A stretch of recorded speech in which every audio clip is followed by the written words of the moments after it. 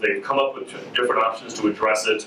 They've researched those. The engineers have told them the right one. The right one's been recommended to the council. The council has to make a decision, and then they engage the public. And the public can't do anything but complain. I think that's one of the reasons so much of our public process is bad, is they only ask the public at the very end. And at the very end, once there's a specific solution that's been picked, there's winners and losers. And the losers are going to show up to complain, right? Actually, this is a good story that was told. When I went through training by the International Association of Public Participation, IAP2, another great website, has a lot of good information on it. They talk a lot about the move from PR to P2, saying too often kind of communities or universities or cities use public relations. They make the decision and then they're trying to engage the public in terms of selling them a message, right? Versus engaging the public for them to actually participate in the process, right? So they're saying we need to shift to that. And so that example of wait until the end is an example from them. But they had a community that the landfill was filling up, right? So they engaged the community.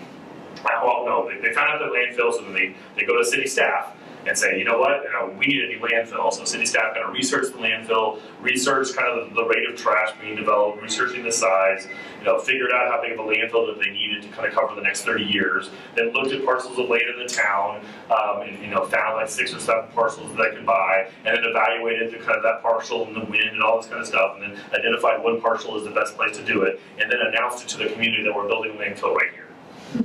What do you think happened?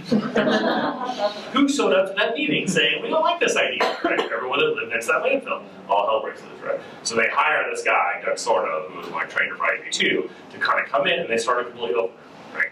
They said, you know what? Let's engage the community with, our landfill is almost filled. We need to do something, right? So they started with the problem in the community rather than a specific solution, right? So then the community engaged the problem. Part of engaging the problem is the community came up with some ideas that the experts didn't, right?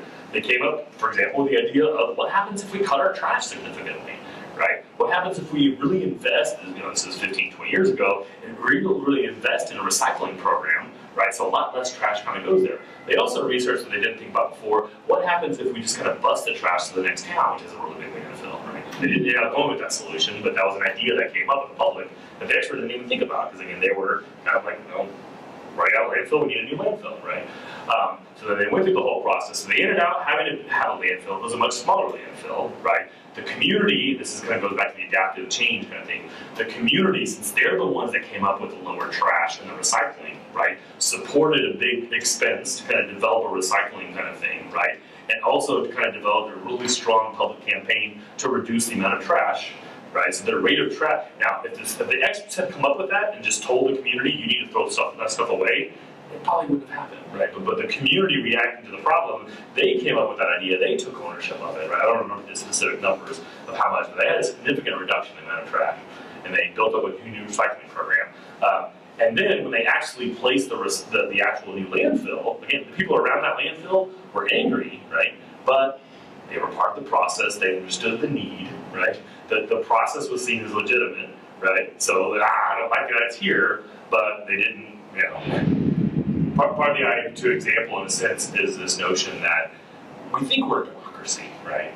We think that a majority, especially a supermajority, if 75% of people are supportive of something, then it will happen, right? But in reality, for big projects, for cities and for counties and universities, one angry person that, especially if they're a lawyer, they know what they're doing, can stop any big project, right?